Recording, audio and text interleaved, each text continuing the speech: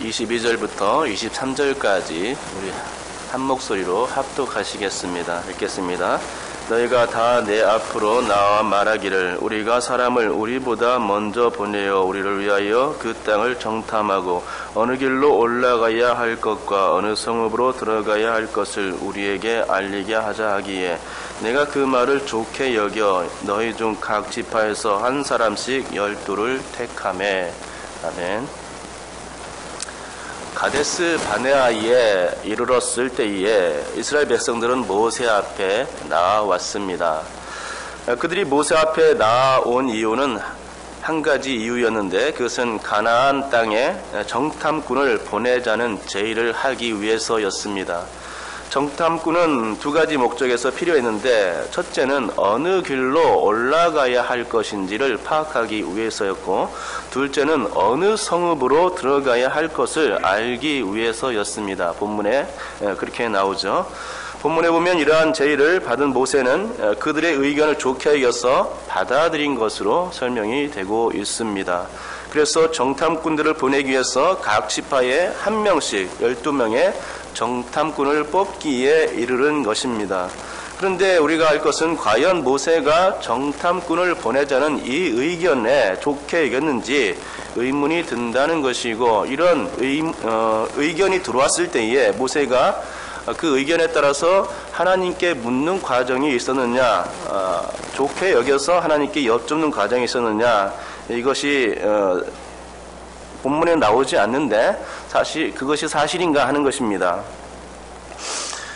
정탐꾼을 보낸 이야기는 민수기 13장에 기록되어 있습니다. 잠깐 민수기 13장에 나온 정탐꾼 파송 이야기를 해보면 민수기에 나온 정탐꾼 이야기는 오늘 신명기에 나오는 내용과 좀 다른 면이 있습니다.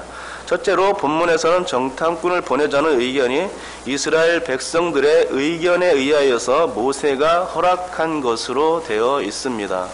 하지만 민수기 13장 1절에 보면 이렇게 기록되어 있죠.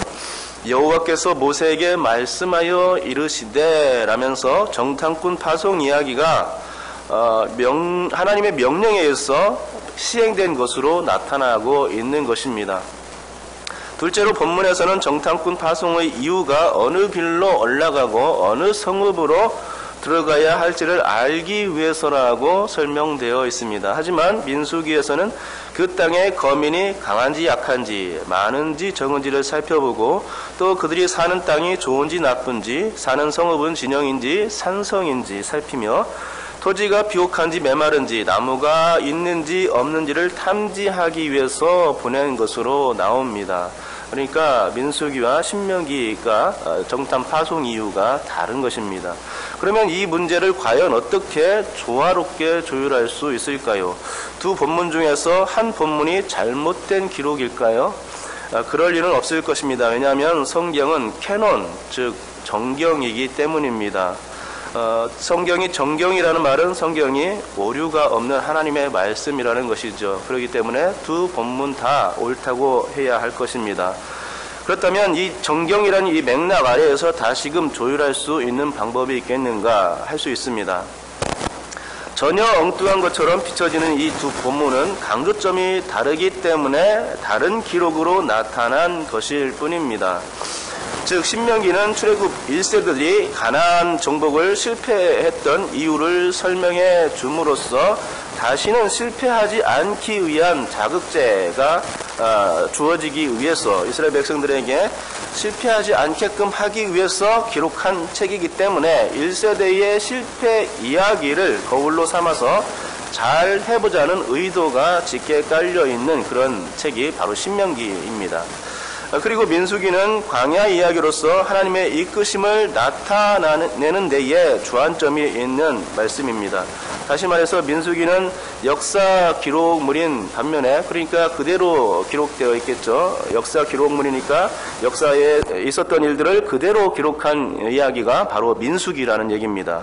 근데 신명기는 모세 외에 회고록에 가깝습니다. 즉 신명기는 과거를 재해석한 결과로서의 설교이고 어떤 신학적 방향에서 역사적인 방향보다는 신학적 방향에서 기록된 결과물입니다. 그러기에 실패 이야기가 신학적으로 강조될 수밖에 없는 책인 것입니다. 그런 의미에서 오늘 설교는 정말로 정탐꾼을 보낸 것이 하나님의 뜻이었는지를 밝히는 데에 있습니다.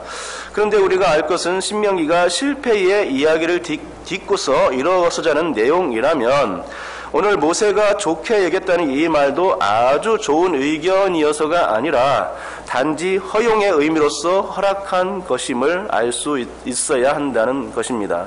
제가 음악을 했기 때문에 화성학을 좀 아는데 화성학에서 음악을 만들기 위해서는 허용하는 법칙들이 있습니다. 그런데 그렇게 허용할 때에 그 허용은 정말 좋기 때문에 그렇게 하라는 의미가 아니라 화성 진행상 그렇게 진행하지 말라고 뜯어 말릴 이유가 굳이 없기 때문에 하는 것입니다. 그래서 용인하는 것이죠.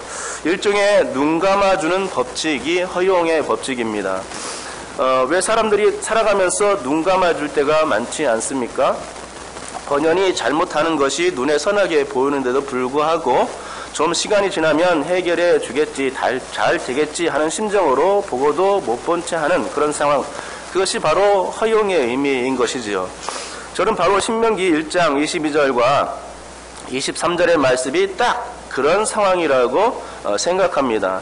정탐꾼을 보내자는 이 생각은 딱히 좋은 생각, 굿 아이디어가 아니었다는 말씀이죠. 정말 좋은 생각은 아무 생각 없이 그 땅을 차지하러 그냥 올라가는 것, 그것이었습니다. 그것이 믿음이요 하나님의 축복을 누릴 수 있는 직선 코스였던 것입니다. 그러나 이스라엘 백성들은 그렇게 하지 않았죠. 정탐꾼을 보내자는 이 의견과 같이 사람의 생각이 들어가게 되면 그때부터 꼬이고 비틀어지게 되는 것입니다. 사역의 방향이 전혀 알 수 없는 방향으로 흘러갈 수 있습니다. 그래서 허용은 좋지 않지만 하여튼 민수기에 의하면 하나님께서 허락하신 것으로 나오고 있고 신명기에 의하면 모세가 좋게 여긴 것으로 나오고 있습니다. 그래서 우리는 정탐꾼을 보내는 이 문제가 과연 굿 아이디어였는지 아니면 허용의 차원에서 시행되었는지를 살펴보아야 할 것입니다. 그렇게 함으로써 정말 하나님을 올바로 섬기는 방법이 무엇인가를 알아보면 좋겠습니다. 그러면 일단 정탐꾼 파송에 관한 신명기와 민수기의 이야기를 정리부터 하는 게 좋을 것 같습니다. 일단 사건의 발달은 이스라엘 백성들에게서부터 시작됩니다. 이스라엘 백성들은 10하루길을 걸어서 막상 가나안 땅의 초입인 가데스 바네아까지 오긴 왔습니다. 오긴 왔지만 그 땅을 정복하기에는 자신이 없었던 것입니다. 그래서 정탐꾼 이야기를 꺼내면서 핑곗거리를 찾아낸 것이지요. 한마디로 이것은 믿음 없음의 이야기라고 할 수 있는 것입니다. 모세는 하나님의 말씀을 빌어서 두려워하지 말라, 주저하지 말라 이렇게 명령했건만 막상 그들은 그 땅을 보는 순간 두려움이 마음속으로 밀려 들어왔던 것입니다. 그래서 그 두려움 때문에 주저하게 되었던 것입니다. 그래서 모세에게 정탐꾼을 보내자는 제안을 했던 것이지요. 지금 우리가 저 아모리 족속의 산지에 무작정 갈 것이 아닙니다. 저 땅을 어느 정도는 알고 넘어가야 할 것 아닙니까? 그래야 적을 알고 나를 알아서 저 땅을 정복할 수 있을 것입니다. 라는 것이 그들의 요지였습니다. 그래서 정탐의 두 가지 목적을 얘기했던 것입니다. 어느 길로 올라가야 할지와 어느 성읍으로 올라가야 할지를 파악하자는 것이 그들의 제안이었던 것이죠. 이쯤 되면 여러분은 어느 길과 왜 어느 성읍으로 어느 성읍이라는 이 얘기가 나왔는지를 눈치채셨을 줄 압니다. 벌써 이런 얘기가 나오는 것은 자신이 없다는 얘기입니다. 모세는 이 얘기를 듣고 척 알아챘을 것입니다. 그래서 본문에는 나오지 않았지만 하나님께 여쭈었을 것으로 보입니다. 그래서 그 하나님께 여쭈은 내용이 민수기에 나오는 것이죠. 그리고 하나님의 허락을 그때 있었고 그때서야 모세가 좋게 여기고 곧바로 각 지파에서 12명을 선발하는 과정에 있게 되고 그 있은 후에 정탐을 보내게 된 것입니다. 그런데 이렇게 정탐을 보내는 과정에서 정탐을 보내는 목적이 민수기에 기록되어 있고 본문과는 다른 차원에서 설명되고 있는 것입니다. 본문에서는 어느 길과 어느 성읍으로 올라가야 하는지가 부각되어 있다면 민수기에서는 그 땅의 실과를 가져오라는 말씀처럼 그 땅이 얼마나 좋은지에 더 많은 관심이 투자되어 있다는 것이지요. 그러니까 하나님의 생각과 이스라엘 백성들의 생각은 아주 극과 극이었다는 말씀입니다. 이스라엘 백성들은 두려움과 주저함 때문에 정탐해보자는 부정적인 생각이 바탕이었던 것이고, 하나님은 그 땅이 좋다는 견지에서 그 땅을 정탐해보라는 그런 허용적인 의미였던 것입니다. 그리고 긍정적인 결례를 이끌어내기 위한 것이었습니다.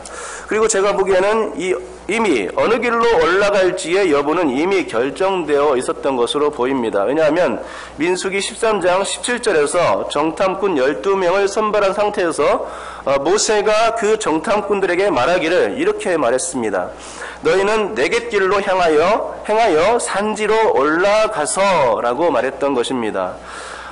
정탐꾼들에게 정탐을 보내면서 모세가 첫 운을 뗀 말이 바로 이거였습니다. 네겝길로 올라가라, 또 산지로 가라 라는 거였죠. 이 첫 말에서 우리가 알 수 있는 것이 무엇입니까? 이미 어느 길로 올라가야 할지는 정해져 있었다는 것입니다. 목적이 정탐을 해야 되는데 어느 길로 올라가서 또 어떤 성읍을 쳐야 될지는 벌써 다 정해져 있었다는 것이죠. 그것은 이미 상식이었습니다. 우리는 그것을 민수기 13장 17절에서 알 수 있는 것입니다. 그러기에 저는 이렇게 생각합니다. 하나님이 이스라엘 백성들에게 정탐꾼의 파송을 허용한 이유는 그들의 부정적인 마음을 어떻게든 돌이켜보고자 해서였다는 것입니다. 그 이유는 가나안 땅을 둘러보고 나서 그 땅의 과실을 가져오라는 것을 통해서 확인해 볼 수 있는 것입니다. 가나안 땅의 과실을 보면 정말 그 땅이 적과 꿀이 흐르는 땅임을 알고 그 땅을 차지해서 긍정적으로 돌아서기를 바라시는 마음이 하나님께 있었던 것입니다. 과일을 보면 이 땅이 참 좋구나, 풍성하구나 라는 것들을 깨닫게 될 것이라는 것이 하나님의 가정이었던 것입니다. 물론 나중의 일이지만 사람들은 과실을 봄으로써 마음이 바뀌질 않았습니다. 도리어 장대한 그 땅의 사람들을 보고서 지레 겁을 먹고 메뚜기라며 부정적인 생각을 가지게 되었던 것이고, 정탐꾼들의 보고에 의해서 이스라엘 진영은 아주 초토화되었던 것입니다. 부정적인 생각은 금방 전염되기 마련인데 보고자들이 부정적인 의견을 제시하니 금방 온 진영이 감염되었던 것입니다. 그래서 원망하고 불평하고 모세에 대해서 한없이 모세를 원망했던 것을, 하나님을 원망했던 것을 보게 되는 것이죠. 여러분, 그런데 보다 더 중요한 이유가 있습니다. 정탐은 처음부터 논의되지 말았어야 하고 또 그것 자체를 거론하는 것은 믿음이 아니었다는 말입니다. 본문에는 그 이유가 분명히 제시되어 있습니다. 우리 다같이 22절을 한번 같이 읽어보겠습니다. 22절 읽겠습니다. 시작. 너희가 다 내 앞으로 나와 말하기를 우리가 사람을 우리보다 먼저 보내어 우리를 위하여 그 땅을 정탐하고 어느 길로 올라가야 할 것과 어느 성읍으로 들어가야 할 것을 우리에게 알리게 하자 하기에. 여러분, 이 말씀에서 우리라는 말이 몇 번이나 나오고 있습니까? 우리가 사람을 우리보다 2번 나오고, 또 우리를 위하여 3번 나오고, 또 우리에게 알리게 하자 하기에 4번 정도 나옵니다. 그죠? 이 말씀에서 정탐꾼을 보내지 말아야 할 궁극적 이유가 그래서 보이십니까? 보이지 않으신다면 30절 우리 다 같이 한번 읽어보겠습니다. 30절입니다. 시작. 너희보다 먼저 가시는 너희의 하나님 여호와께서 애굽에서 너희를 위하여 너희 목전에서 모든 일을 행하신 것 같이 이제도 너희를 위하여 싸우실 것이며. 22절과 30절을 읽었는데 이 두 구절의 말씀은 극명한 차이가 있습니다. 30절에서는 어떤 말이 더 자주 보입니까? 너희보다, 너희를 위하여, 너희 목전에서 너희를 위하여 라면서 너희라는 말이 나오고, 그저 많이 다른 것을 보게 됩니다. 22절은 우리라는 말이 많이 강조되어 있고 30절은 너희라는 말이 많이 강조되어 있습니다. 자, 보십시오. 두 구절 먼저 이 두 구절에서 보면은 22절에서는 우리가 강조되는데, 그러니까 사람이 주어라는 말입니다. 하지만 30절은 너희가 강조되어 있지만 사실상은 하나님이 주어입니다. 하나님께서 무엇인가를 너에게 베풀어 주시겠다 하는 내용이 바로 30절인 겁니다. 주어상에 다른 문제가 있는 것이죠. 그러니까 22절은 이스라엘 백성들이 주도해서 그 땅 가나안을 면밀히 살펴보자는 의도가 다분히 깔려 있다는 것입니다. 자신들의 눈으로 직접 확인해야 진짜라는 것이죠. 하나님은 외면했던 것입니다. 아무리 하나님이 함께해도 의심스럽다는 것이 바로 22절에 나온 생각입니다. 하지만 30절에는 이렇게 말씀하고 있습니다. 너희보다 먼저 가시는 하나님이 계시다 라고 말씀이죠.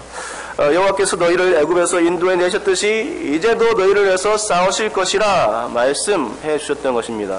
그러니까 30절은 앞서 가서 싸우시는 하나님에 대해서 말씀하고 있는 것이죠.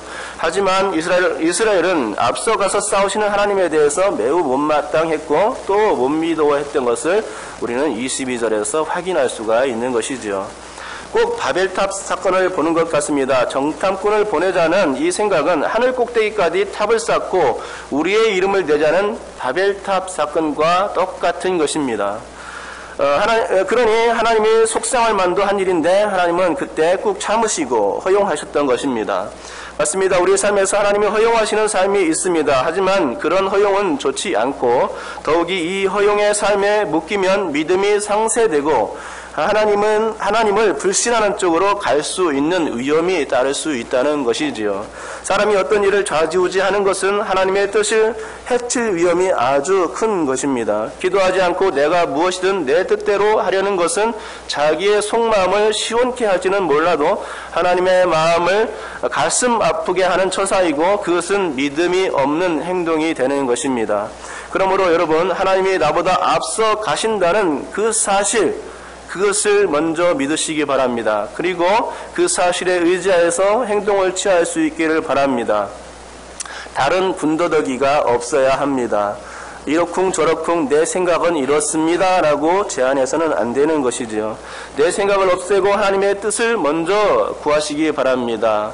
너희는 먼저 그의 나라와 그의 의를 구하라. 그리하면 이 모든 것을 너희에게 더하시리라 라고 말씀해 주신 것입니다. 그것이 진정 믿음의 사람이고 하나님께서 원하시는 신앙인인 줄 믿습니다. 여러분께서 부디 하나님이 나보다 앞서 가셔서 나를 위해 이루신다는 사실을 믿고 그 믿음에 설 수 있기를 주님의 이름으로 축복합니다.